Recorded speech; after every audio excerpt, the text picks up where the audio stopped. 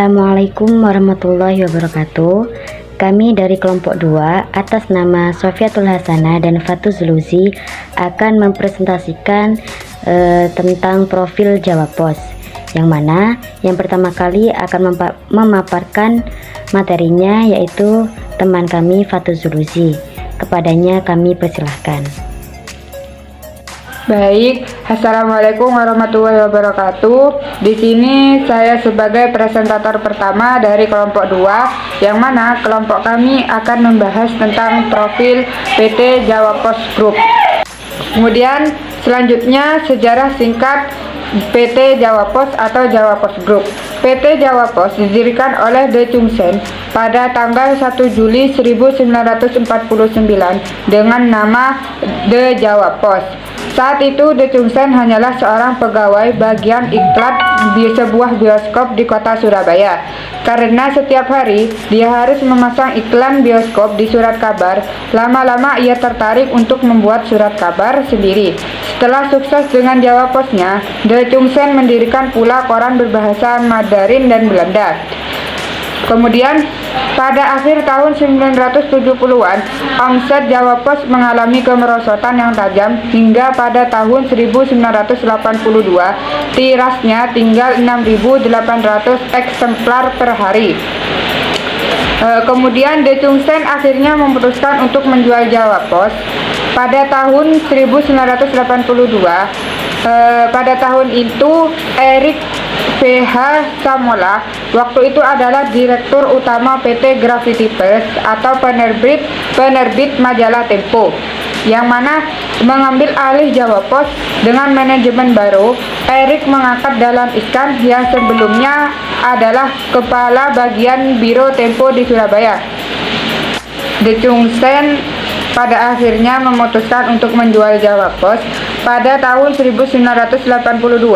Pada tahun itu Erik FH Samola adalah direktur utama PT Gravity Press atau penerbit majalah Tempo mengambil alih Jawa Pos dengan manajemen baru.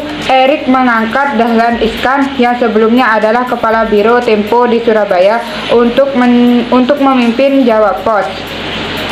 Dahlan Iskan adalah sosok yang menjadikan PT Jawa Pos yang waktu itu hampir mati dengan oplah sebesar 6.000 eksemplar dalam waktu 5 tahun menjadi surat kabar dengan oplah 300.000 eksemplar. 5 tahun kemudian terbentuklah Jawa Pos New Network atau JPNN, yang mana salah satu jaringan surat kabar terbesar di Indonesia yang memiliki 134 surat kabar, tabloid, majalah, serta 40 jaringan percetakan di Indonesia. Pada tahun 1997, Dahlan Iskan berhasil mendirikan Graha Pena yang berada di Surabaya. Graha Pena ini adalah salah satu gedung pencakar langit. Kemudian pada tahun 2002, Dahlan Iskan mendirikan stasiun televisi yang berada di Surabaya. Nama dari stasiun televisi lokal ini yaitu JTV, kemudian diikuti Batam TV di Batam dan juga Riau TV di Pekanbaru.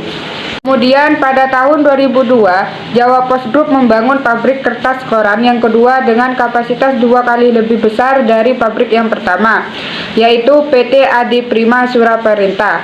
PT Adi Prima Suraperintah yang juga merupakan salah satu perusahaan di bawah naungan PT Jawa Pos Group yang memiliki 95 saham yang ada, yaitu sebesar 57.000 lembar saham, sedangkan 5% sahamnya sebesar 3.000 lembar saham dimiliki oleh Bapak Dahlan Iskandar selaku komisaris utama. Sebagai grup media, Jawa Pos Group memiliki 174 koran dan majalah, 43 stasiun TV dan juga radio, 28 percetakan, 1 pabrik kertas dan 2 tenaga, 43 stasiun TV dan radio, 28 percetakan, 1 pabrik kertas dan 2 listrik independen. Kemudian Pada akhirnya Dahlan Iskan mempercayakan kepemimpinan Jawa Pos ke tangan sang anak yang bernama Azrul Ananda. Tetapi Azrul dipastikan tidak lagi memegang kendali atas Jawa Pos pasca didera kasus hukum terkait dugaan korupsi dan mengalami gangguan kesehatan.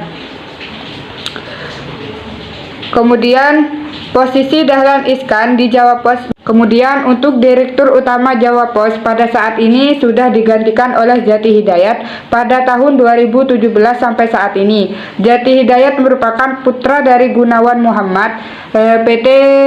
PT Jawa Pos Group itu memiliki beberapa pemegang saham, di antaranya PT Gravity sebesar 49%, sisanya terbagi lagi menjadi 2 pada orang-orang Tempo seperti Erik Samola, Gunawan Muhammad, Fikri Jupri, Joko Trisnadi, dan lain-lain, serta juga Dahlan Iskan yang kebagian sebesar 10,2% sahamnya.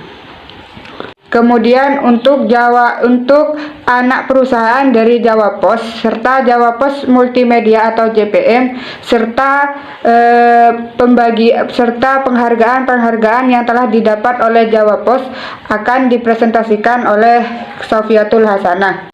Baik, saya akan melanjutkan presentasi dari Fatul Zuluzi. Saya akan menerangkan tentang anak perusahaan di Jawa Pos, yang mana di sini sirkulasi Jawa Pos menyebar hingga ke seluruh provinsi Jawa Timur, Bali, sebagian Jawa Tengah, dan DI Yogyakarta.